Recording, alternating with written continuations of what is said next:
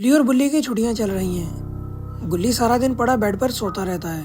दूसरी तरफ बुल्ली जो कि हर वक्त पीसी में वीडियो गेम खेलता रहता है। बुल्ली को पबजी खेलना बहुत ही पसंद है और बुल्ली सुबह दोपहर शाम और रात भी पबजी में मसरूफ़ रहता है। और दूसरी तरफ गुल्ली है जो कि सिर्फ आराम करना पसंद करता है। लेकिन आज गुल्ली को बिल्कुल भी नींद नहीं आ रही। वो इधर उधर सिर्फ करवट ही बदली जा रहा है और सोने की कोशिश कर रहा है, लेकिन उसे नींद ही नहीं आती। कुछ देर बाद गुल्ली उठकर बैठ जाता है और वो बुल्ली से कहने लगता है, अरे यार, तुम हर वक्त वीडियो गेम में मसरूफ़ रहते हो, क्या तुम पागल तो नहीं होगे? गुल्ली बुल्ली से कहता है कि अरे यार, कभी तो गेम को छोड़ दो। इतने में बुल्ली बोल पड़ता है, hi bro, I am pro. कोई मैं तुम्हारी तरह नुबड़ा नहीं जो गेम को छोड़ दूँ। मैं गेम में बहुत ही प्लेयर हूँ और मैंने लगातार अभी 3 गेमों में चिकन डिनर किया है। तुम भी मेरे साथ गेम खेला करो ताकि तुम्हें भी कुछ पता लगे कि आखिर वीडियो गेम होती क्या है। फिर गुल्ली बुल्ली से दोबारा कहता है कि अरे यार, तुम्हें पता है कल क्या दिन है? कल कोई ख़ास दिन है। मुझे तो लगता है कि तुम गेम में इतना मसरूफ़ हो कि तुम्हें अब नहीं पता होगा। लेकिन बुल्ली फ़ौरन बोल पड़ता है, कह रहे हाँ, मुझे पता है। कल हमारे प्यारे दोस्त पोटी भाई शॉन की बर्थडे है। कल के दिन ही वो दुनिया के ऊपर बोझ बना था। ये सुनकर बुल्ली कहता है, कह रहे वाह, तुम्हें तो पता है। मैं समझा कि तुम्हें नहीं पता होगा। चलो, अगर तुम्हें पता है तो मेरी बात सुन लो। मैं सोच रहा हूँ कि हम उसके लिए कोई गिफ्ट तैयार कर लें। बुल्ली कहता है कि हाँ, हम एक गिफ्ट बना लेते हैं। तुम ऐसा करो, कुछ ऑनलाइन ऑर्डर कर दो।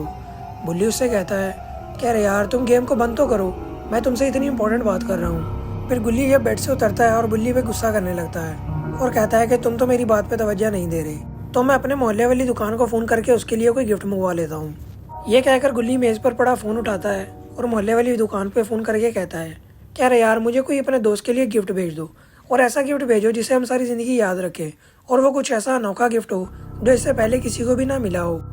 गुल्ली जैसे ही अपनी बात मुकम्मल करता है तो फ़ोन काट कर वापस उसी टेबल पर रख देता है।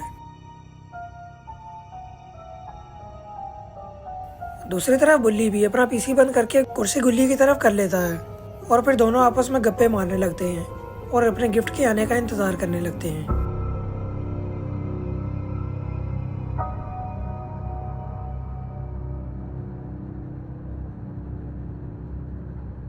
कुछ ही देर में घर की घंटी बजती है और दरवाजे पर कोई आता है तो गुल्ली फ़ौरन भागता हुआ दरवाजे की तरफ जाता है और जैसे ही दरवाज़ा खोलता है तो बाहर देखता है कि एक बंदा गिफ्ट लेकर उसके पास आया है। गुल्ली उस डिलीवरी मैन से वो बॉक्स पकड़ लेता है और वो गिफ्ट लेकर अंदर जाने लगता है।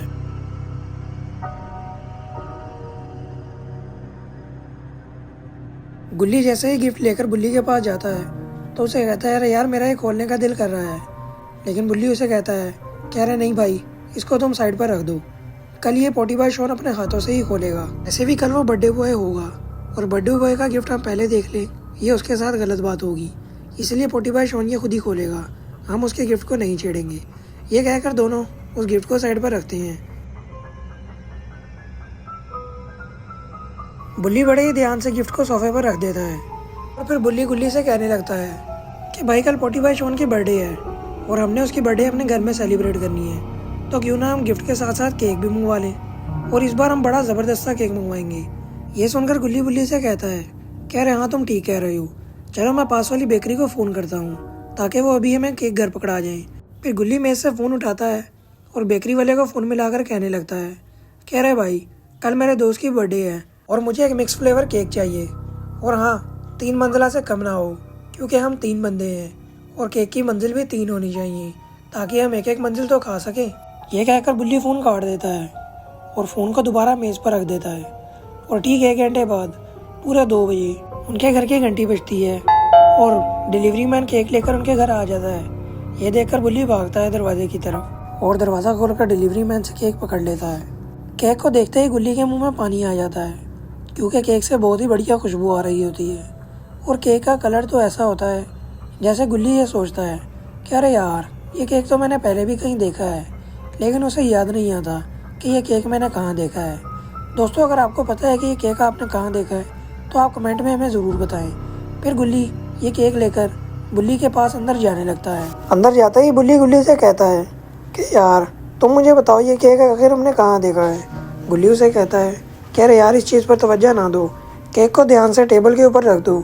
अगर ये केक गिर गया तो सारे पैसे ज़ाया हो जाएंगे और मैं दोबारा केक के पैसे नहीं दूंगा। इसको फ़ौरन टेबल के ऊपर रख दो।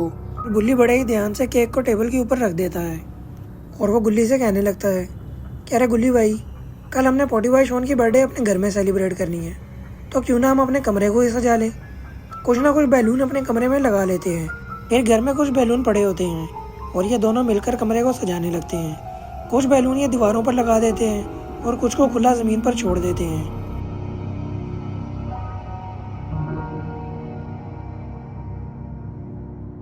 इन दोनों ने बड़ी मेहनत से कमरे को सजा दिया है ताकि पोटी भाई शॉन ये देखकर खुश हो जाए। थोड़ी सी मेहनत करने के बाद दोनों को नींद आने लगती है और दोनों ही कहते हैं कि अरे यार कुछ देर सो जाते हैं, बाकी काम उठकर कर लेंगे। फिर ये दोनों बेड पर लेटकर मज़े से सोने लगते हैं। कुछ ही देर में इनकी आंख लग जाती है और दोनों घोड़े बेचकर सोने लगते हैं, लेकिन इन्हें नहीं पता कि इनके साथ क्या होने वाला है। कुछ ही देर में जो गिफ्ट इन्होंने पोटी भाई शॉन के लिए मंगवाया था, उस गिफ्ट का रिबन खुलकर ज़मीन पर गिर जाता है और गिफ्ट बॉक्स ज़ोर ज़ोर से हिलने लगता है। थोड़ी देर बॉक्स हिलने के बाद बॉक्स का कैप उतरकर नीचे गिर जाता है। लेकिन आखिर इस गिफ्ट बॉक्स के अंदर है क्या? अरे ये क्या, ये तो एक डॉल है और ये जिंदा भी है। इसकी आंखें कितनी डरावनी हैं और ये तो ऐसे बैठा है जैसे यहाँ का नवाब हो। फिर ये डॉल अपने बॉक्स से उड़ती है और बाहर निकलकर गुल्ली बुल्ली को बेड पर लेटा देखती है और फ़ौरन गुल्ली के पास आ जाती है। फिर ये डॉल अपनी आंखों से एक ऐसी लाइट निकालती है जिससे गुल्ली की टांग को काट देती है और ये गुल्ली की टांग इतनी आराम से काटती है कि गुल्ली को महसूस ही नहीं होता।